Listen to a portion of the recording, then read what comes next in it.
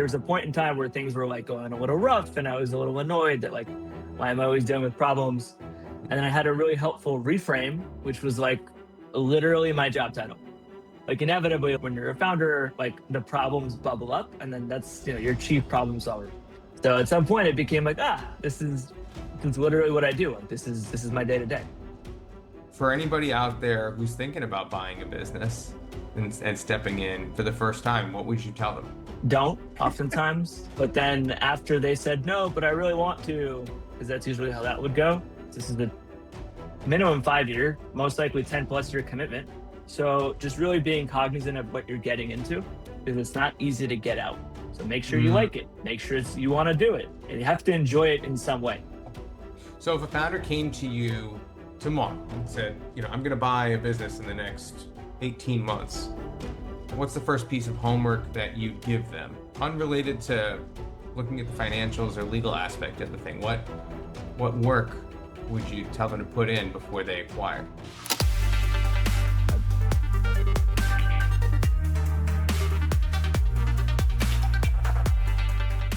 Today, I'm excited to have Mike Lisovetsky on the podcast. He is a very exciting entrepreneur, having started at 14 and already exiting 3 different organizations. Now he's running Miro Advisory Group, and he's going to speak to us today about what it takes to be a founder, what you should be considering in going into acquiring an organization, and what some of the secrets in exiting that people don't typically consider. Mike, amazing to have you here today. You are one of the most productive and interesting people that I know. Thank you. You're welcome. So let's dive right into it. You've been an entrepreneur since you were 14 with the web hosting company, right? That's true. I didn't know what I was doing, but I was just on a forum one day and I saw some people were just talking about how they're going to start a web hosting company. So 14-year-old logic is like, yeah, I could do that. That would be kind of cool. Okay, follow-up question. Do you know what you're doing now? Sometimes, some days. All right. So going back to the start of that first company, and then all the way up through the 3 acquisitions that you've already had at your ripe old age of 20 years old. How much of your time what's that? A little older. Well, I was looking at the Zoom touch-ups. How much of your time as a founder has actually been spent thinking about the end of that company journey versus the beginning? Very little. I don't, it wasn't really a consideration. We did start with the end in mind for some of them. And we had an idea of what that would look like, but it wasn't necessarily a focal point or something that we spent a lot of time on. When you did think about it, what were you thinking about? Mostly who could potentially be a buyer? What would that look like? Where could we take the business? And that would help inform goals or kind of how are we growing, etc. Huh. When you say we, what kinds of people were in the room having those conversations? Yeah, typically my co-founders and I. Like it was the businesses that I built, I've always had co-founders. So it's just as we're thinking about it, usually it wasn't that intentional going into it, but at some point it's just working backwards from what it could be. Okay. Did you ever go into any one of these and say, I'm like thinking that you weren't really going to exit and that you were just going to grow it and it was going to become a cash cow? We have that. I mean, I helped start a business where that's kind of become the case, and then my partner just taking the reins on that. But we let it evolve. We didn't really think about where it was going, but in that case, it's just better as a cash cow, and everyone benefits. Okay. So you've gone through the acquisition cycle 3 times, right? Skylight into Common, Juice into Onar, and Zerp into Realty Co. Yes. Right? Okay. And when you tell people you're a serial founder, or when they find that out about you, what do you think that they misunderstand about what that actually means day to day? I mean, they usually think it's like some kind of heroic arc where you wear a superhero cape and everything is just fun and get a lot of attention and glamour. But usually it's kind of you deal with the way the reframe that I heard, like there's a point in time where things were like going a little rough and I was a little annoyed that like, why am I always dealing with problems? And then I had a really helpful reframe, which was like literally my job title. like inevitably, like when you're a founder, like the problems bubble up, and then that's your chief problem solver. So at some point, it became like, this is literally what I do. Like this is my day to day. Huh. Okay, so in the chief problem solver role in the day to day, um, when you triage, when you fix, when you solve, when you're doing all these things, what do you do with that information? I mean, nowadays it's a lot different because I'll be able to document it better, and I've kind of learned over time. But What did you do? yeah, I mean, we had SOPs. So at some point, I mean, earlier on in the business, I think like the most operationally heavy business was juice, and also the longest duration. So we sold it after 8 years. I mean, in the beginning, it was kind of a free for all, and it was just the knowledge would operate in silos, and it was a mess. And eventually, we were able to get to more of SOPs and just try to manage it where the knowledge didn't live just in our heads. Okay. Now, SOPs are usually good for documenting processes, right? Or maybe a policy around something. But your founder judgment, your unique special sauce, your ability to problem solve, I imagine was difficult to document and replicate, no? Yeah, it was impossible. Okay. I mean, that literally it kind of showed up over and over again where it was just tough to replicate. So like it showed up as people that are either bad hires or maybe weren't a fit for that specific role. It showed up as just tension or challenges in the business where there's two steps forward, one step back, etc. I mean, if there's more you got, please tell us where it's showing up because I think everyone underestimates, no matter how big anyone's ego is at the top, I think we all underestimate how much we actually know about what's going on and how to be that chief problem solver. And where it's showing up is I haven't heard anybody actually phrase it that way. It's pretty brilliant. So it's interesting to hear your perspective on where it's showing up, like how it manifests. Yeah, I mean that's kind of more of a positive reframe, but um, it does become challenging when myself, my partners, whatever it was, depending on the context. It was just always easier in my head. It also showed up in like it's more challenging to delegate because sometimes if you have to take all that context, productize it, wrap it up with a nice little bow tie or a little bow, it was easier to just do it myself in that moment. And then obviously that was not sustainable, and then it leads to all this like all these challenges over time. Yeah. I appreciate the honesty there because I think that so many people think that just further building out SOPs is the key. And sometimes it's just SOPs are great for processes, but not for founder logic, founder judgment, and transferring that. Yeah, people also don't follow them. So there's the SOP, but then there's the context required around the SOP to actually run it. And there's the accountability around the SOP to ensure that it's being run properly. And there's the feedback loop to measure the outcome of the SOP and like, okay, is Yeah. it working? Is it not? What is it, etc. Yeah. Shifting over to your first exit to Skylight. You raised from Tim Draper and Mark Benioff, and then you got acquired by Common. Walk us through that transition itself, and not the deal, but the 90 days after the ink dried. What were you holding in your head as the founder that wasn't written down anywhere? Yeah, that was the unique one because we joined the acquirer. Okay. So I joined as director of growth. I was their first marketing hire. My Oh. co-founder joined as well, and then we had an employee who joined. So like that team, we actually integrated into their team.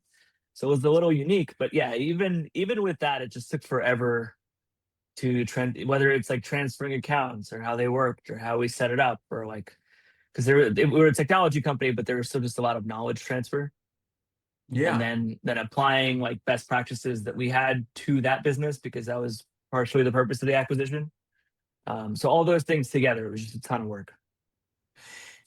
Yeah, I mean, we often see founders either bouncing or sticking around in the same type of leadership role. When you transitioned to this new role, of growth officer, what'd you learn about how acquirers absorb or fail to absorb the knowledge that you were carrying with you? Yeah, I mean, that first one, it was just kind of a whirlwind, younger for very early on in my career. So it's a little bit dated at this point. But Okay. I just remember there just being a million things to try to transition over and not knowing what they were and kind of that entire process. We figured it out. It was a little bit easier because we were at the acquirer, so we had this time to do it. But it was definitely a mess. Okay. Um, then let's hop over. Is Juice a little bit more of a clear picture at this point? Absolutely. Okay. So it was yours for about a decade before the sale, which About eight is years. a while, yeah. At what point did it stop feeling like yours? Before the deal closed, during, after? No, it was a really weird moment after the deal where like things were just happening. And then it's hard to explain. It's just things were just happening. It was just kind of like moving on its own. It's like my time had slowed down and the car was still moving. It was just like, so you're just watching it from the side.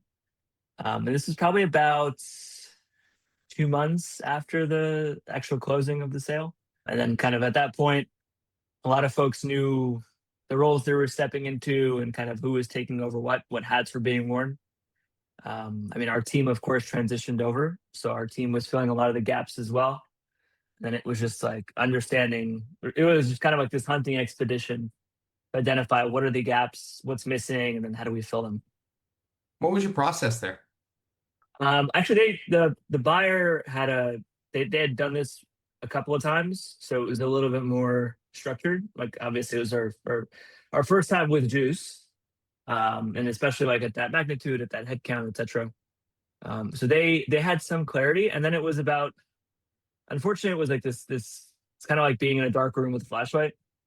So pitch black with a flashlight that's kind of small, and you're looking around, hopefully for the light switch, and then it's kind of hard. But it was discovering things as they went. So it's like, where's this thing? Where's that thing? It was a little bit messy, but that's my understanding is it's kind of the nature of things. Mm. Do you remember anything specific about things that you had been carrying around in your head for years that you had to really write out and build for them? Yeah, a lot of nuance around like how the client relationships worked, um, who owned what. A lot of it was driven by like, okay, who in the organization, like who do they go to for what? And we had Mm. actually been working for a long time to minimize it being us or my partners or whoever. So a lot of it was like, okay, where do these files live? Like this document that we worked on 6 years ago, like where's that? And then I had to go find it myself because I forgot. But yeah, it was just a lot of nuance. It was all every detail that you can gloss over day to day because you just don't need it. Suddenly, it's kind of like you think you know a concept, and then you have to explain it to someone, and you just like you start stuttering. You're like, because it makes sense in your head, but Yeah. then when you start explaining it, it's suddenly it's a lot more opaque. So about those client relationships, did you, I mean, I imagine there were some different ways that you handled different clients. Um, what were some of the ways that you handed those off, and did they survive you? Yeah, I mean, a lot of it was just trying to catch up on like years of context. Like, how do you capture years of context of how we met them, how they came in, what worked, what didn't, just maximizing all of that. And then obviously the team with it has a knowledge transfer, but there's some nuances. There's some things that we get as the folks that actually like brought them in, etc. So it's just ensuring that every detail was captured and the buyer was fully set up for success. Okay. And did the majority of those relationships transfer effectively? Yeah. Okay. So now jumping into ZERP, you've been through this twice. Did you know going in from the start that you were going to sell it? No, I think that when we kind of ended up in a position where we had to sell it, but for us, it was important to at least find a home for the vision, for the assets, something. that can at some point live on or do something. So, but no, with ZERP, no, the intention was to build a bigger company. I don't think timing was on our side, but we learned a lot from that process. Yeah. Did you do anything differently with that one compared to the other two since it was such a different outcome? Yeah, I mean, that was primarily, it was an asset sale. So there's actually a lot of, it was more so the technical nuance because it's like, oh, you're building a bank, which is about as casual as that sounds. Like it's not. So it's just a lot of the nuance about Yeah. how it works, how to set it up, what it would take to actually get the program running, etc. So a lot of more nuanced technical knowledge. Okay. And because you ended up, it sounds like kind of backing into an asset sale, did that make it easier or harder than what, you were doing in the past with building to sell? I think it was a little more straightforward given Okay. that state of the business. Yeah, there was less complexity there. Okay, got it. So, as a GP at Magic Fund, you're now on the other side of the table, watching founders go through what you've been through. What's the most common mistake you're seeing them make in the months leading up to a transition? So what's interesting about Magic is we operate at the earliest. We're like the first check rather than later on. Okay. So a lot of times, like if they raise money from us, they're selling their company 3, 4, 5, 6, 10 years later. And I haven't been as close to that yet. So that hasn't yet. But with Okay. my with actually started a new company called Miro, which is a buy side M&A advisory firm. And with that company, we actually help private equity buy businesses, and then we help founders with that transition. Okay. So much closer to it, kind of seeing it all the time, what it's like for maybe so small but mighty business so we work with companies that typically earn anywhere from 2 million in profit to 10 million in profit a year that have been around. Maybe it's a family business. Maybe there's no one to pass it down to. Maybe someone's retiring and they're ready to move on. And oh man, those get tough. Because it's like imagine someone's built this fire safety business for 20 years, 30 years. They built this incredible business, but so much of that 20-year history is in their head. And then you're partnering with them, sometimes private equity partners, sometimes they buy the whole business, but they're trying to get as much context as possible to prevent any issues, any hiccups, to grow with it. And yeah, we've seen a lot of back and forth there. How long is the typical fix? I mean, it depends. Some of the private equity firms we work with, they're a little bit more established, so they have it more down to a science. But even then, it takes months. I mean, it's just months of lost time, and they don't really have the time. So Okay. a lot of times it's they try their best, but there has to be a better way. Hmm. What pushed you to formalize advisory work after years of doing it informally? Like, what were you seeing? Yeah, I can't say I was doing really advisory work, but in this case, having gone through the process, my co-founder and I have actually built and sold businesses, Hmm. and we see the nuance. And as a founder, like as a professional investor, private equity firm, it's what they do. They do it all the time. They have a lot of experience, which means that they could play games. They're up like we heard these horror stories from friends about maybe deals not working out as expected or people not being paid out at the end and like withholding last minute funds, etc. So for us, we knew that there had to be a better way. And Okay. if we were to step in and be this friendly partner, we can, curate the list of buyers, the folks that we know are honest and have high integrity. And then we find the right sellers that are in the right life stage or want to move on. Like there's a match to be made. Okay. What are people underestimating about this match process? Oh man, it's you have to find someone right at that perfect moment where it makes sense to even consider selling their business. And also, I think a lot of folks underestimate. Like, I don't know, with Juice. So we sold it, and we sold it in September, and I left in November, and then basically looked around. And I'm like, now what? That's weird. Like, no one's messaging me. There's like this gap. I felt there's like this emptiness that comes. You're like it's peaceful. I don't like it. It's too quiet. I felt like an empty nester, but of my business. It was weird. It was just this very weird feeling. So I think people underestimate how personal and emotional. Like a lot of people focus on the economics. Oh, they made this much money and this and that.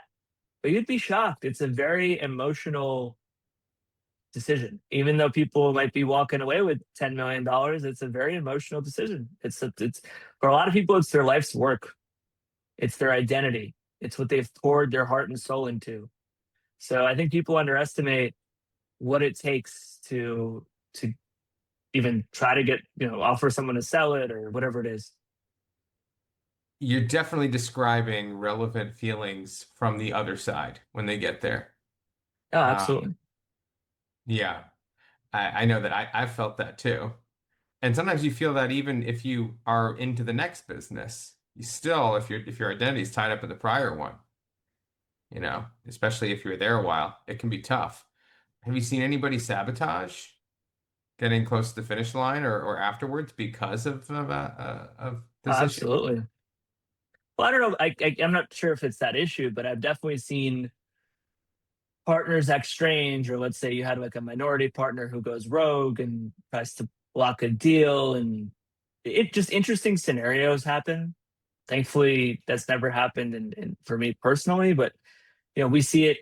I've seen it in terms of the experiences that we've had, just with just observing deals, industry peers, like some of the deals that we've come across. It's just been interesting. Like you never know what you're going to get and how people are going to act in a certain moment. Mm, yeah. Well, tell us what you're doing now. Yeah. So right now, the I'm primarily building Miro, Okay. and the idea there is it's in the past investment banking was very stuffy and it required a lot of people and it required a ton of human capital and just like people working 20-hour days and grinding them down and just like exhausting them. And it was a lucrative industry. And now we're like, okay, what if you take AI and AI is just really driving that force? So for us, the way we're building the business ground up is just AI first. Is like every process automated, every piece of content or documentation, just like capturing as much as possible to then Yeah. retain it, to then automate it to see what we could do, and then etc. So we built like this massive database. The database has every private equity firm that looks at a certain type of mandate, and it has a massive universe of like what are the companies that would fit that. And then we look at other metrics because you getting revenue data and accuracy is a little bit tough in our space. Okay. So we look at other descriptors of the business, and then we identify like what are they a fit? How might it work?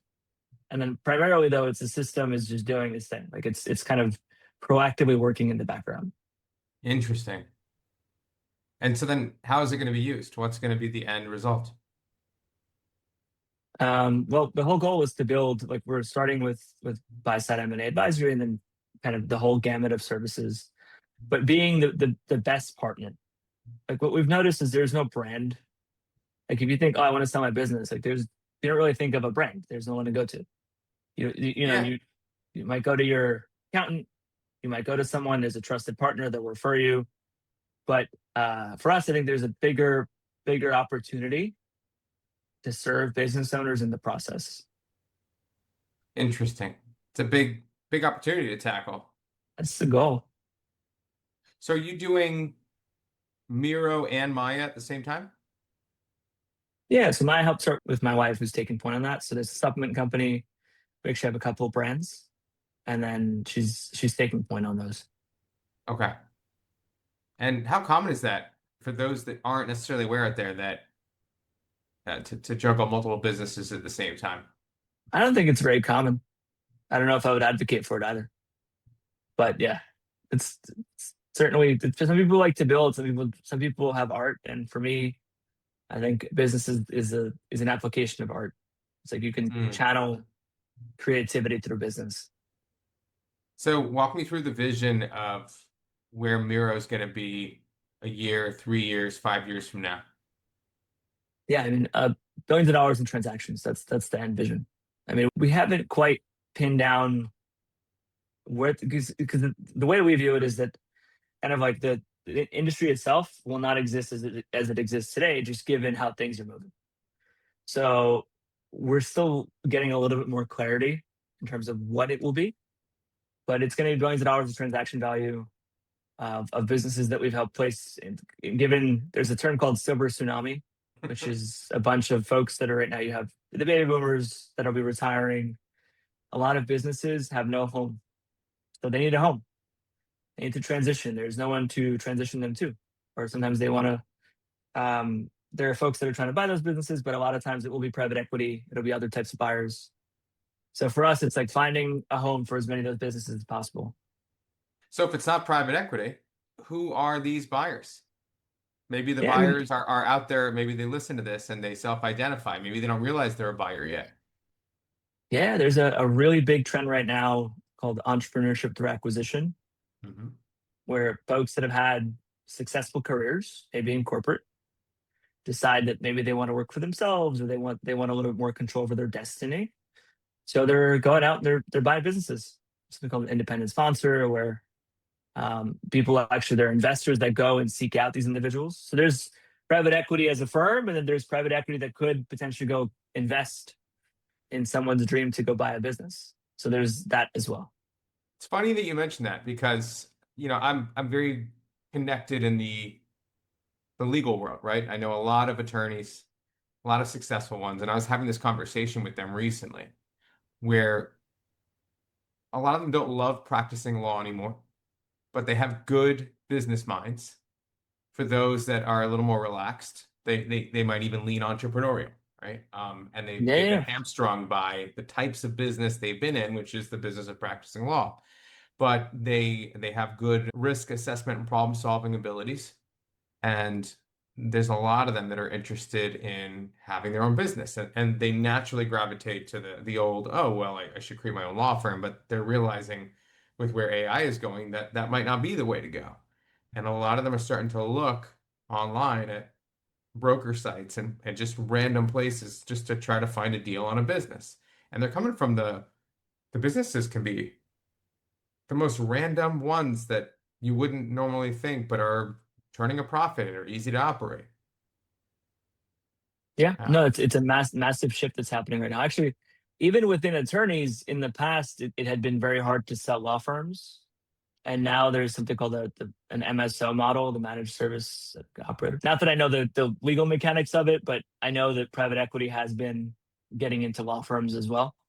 So yep. that's kind of an interesting opportunity where there's new areas of liquidity that maybe weren't there before. Yes. Yes. And that is the way to bring in non-attorneys into the business of law.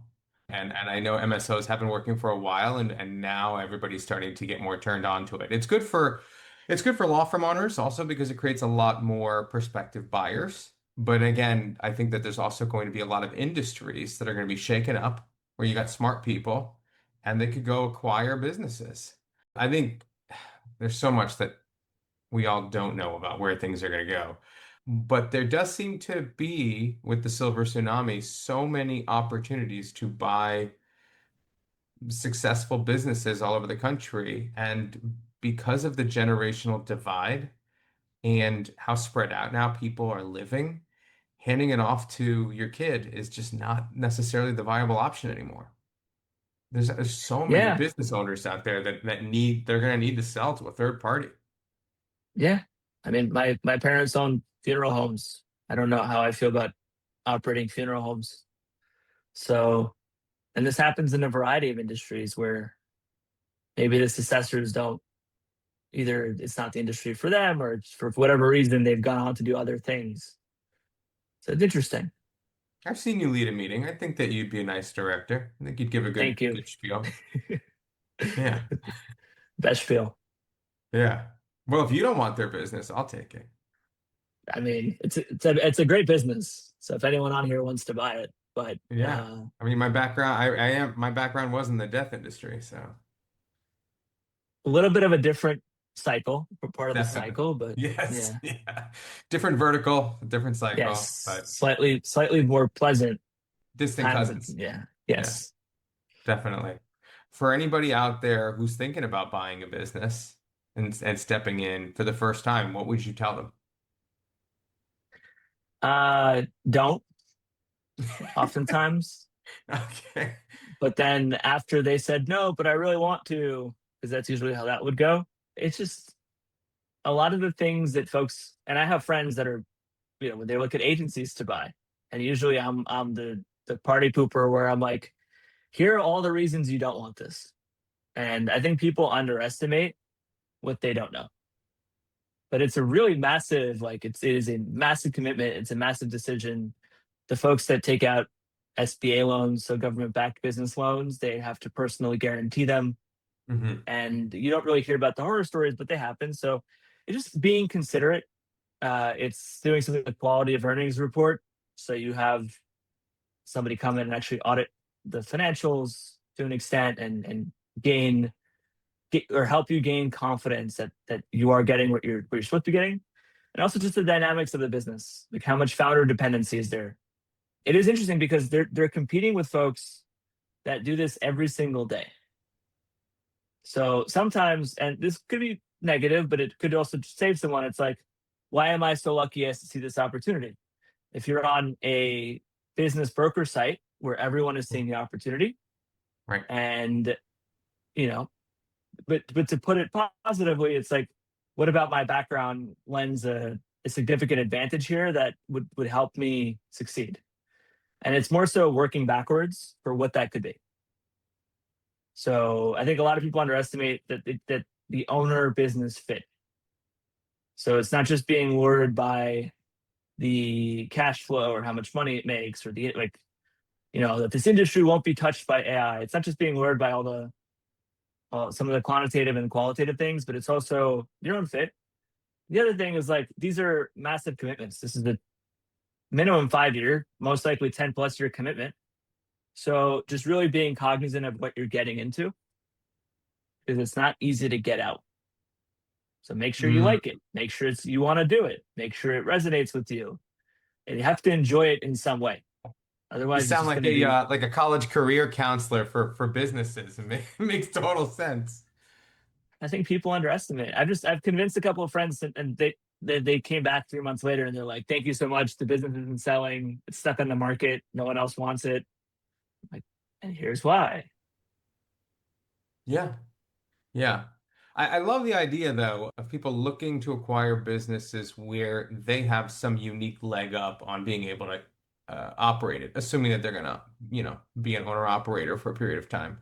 Well, it'll also be easier to buy it because the seller will feel more comfortable knowing that you could steward the business. The bank will feel more comfortable if you're taking a loan, because the good ones are actually, it's a very competitive process generally. So I think people also underestimate that it can be competitive. There's people that try to buy a business for a year, for 2 years, and don't succeed. So it's important to note that it's like not as simple as like, I'm gonna go buy a business, and then it just happens. Mm, yeah, I'm sure the handoff is significantly easier too when there's some type of experience or expertise that lends Oh itself yeah. to being in that role. If only there was a system that could match people very effectively to their future business that they're looking to acquire. I mean, that's probably the future. Like all these business marketplaces at some point, they're gonna evolve to something. And right Yeah. now we're entering the era when you can kind of do that. But yeah, it's all about finding an angle. I think people, like the people that take the longest, or let's say that don't succeed, they usually are doing, they're kind of doing what everybody else is doing. There's no unique angle, there's no unique perspective on things, and then it just becomes hyper competitive, and it's very hard to compete. You're competing with private equity firms, you're competing with people or with entities that can generally pay a higher price oftentimes, or if they're not paying a higher price, if they don't want it, you have to ask yourself why. So there has to be a reason, and those reasons exist. It's not to, but it's about reflecting, identifying those. So if a founder came to you tomorrow and said, I'm going to buy a business in the next 18 months, what's the first piece of homework that you'd give them, unrelated to looking at the financials or legal aspect of the thing, what work would you tell them to put in before they acquire? Probably two key things. One is a day in the life. Go find three business owners that are in that space, that have been in the space, that have sold, and take them out for coffee or lunch and just understand like what their day is, what is their life, and do you want to live that life? If you woke up tomorrow morning and that was your life, are you going to be happy? That's probably the most important. And the second one is just doing their own timeline. So like play it backwards all the way to their first job when they're scooping ice cream, or my first job was at Staples fixing computers. So all the way back to that, and then kind of working backwards for what roles did you do? What value did you provide? What worked for you and what didn't? And just try to understand, like, do your best to reflect on yourself. It's like, here's what you would, because you could be the best or the smartest person in X. And if you're in the wrong place, if you're in the wrong role, if you're in the wrong business, you're going to pull your hair out and you're going to fail. So a lot of it is, it's a big self-awareness exercise and doing the pre-work to set yourself up for success. Now let's flip it on its head.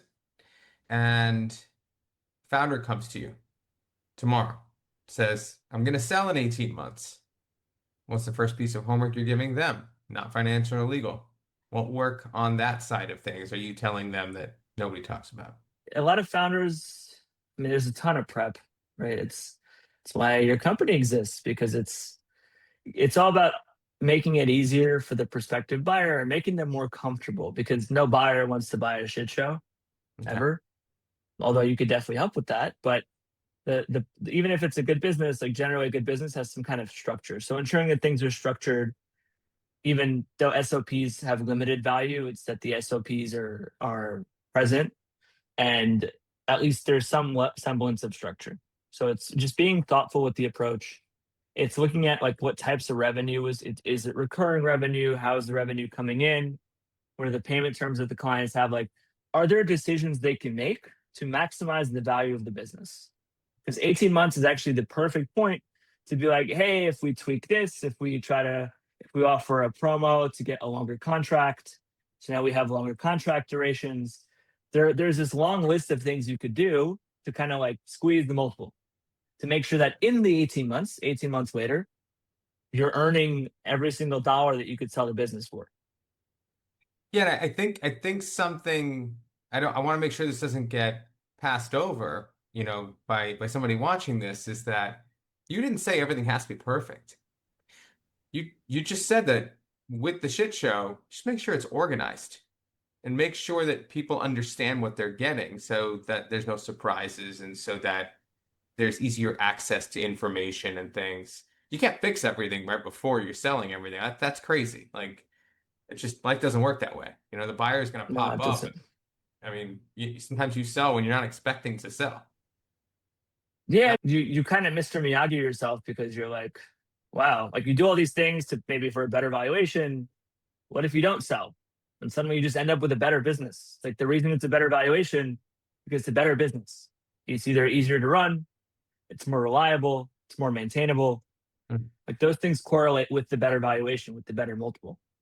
Yeah. So it's just kind of this pause that you pause for a second, and then you can improve the business. Yeah. Or get better terms. People underestimate good terms on a deal. Yeah, exactly. Mike, who is the best fit for working with Miro, and tell us about the best ways that they can get in touch with you. Right. If you're ever considering, if your business is anywhere between $1 million and 10 million in profit a year, and you're considering the next step, and you think you want to speak to a couple of private equity firms, or you want some advice for maybe what would help with the multiple, what helps in terms of the transition process, what to consider, kind of pitfalls to avoid in the buying process, then we'd love to help. We'd love to chat. And they can email me at mike@miroadvisory.com.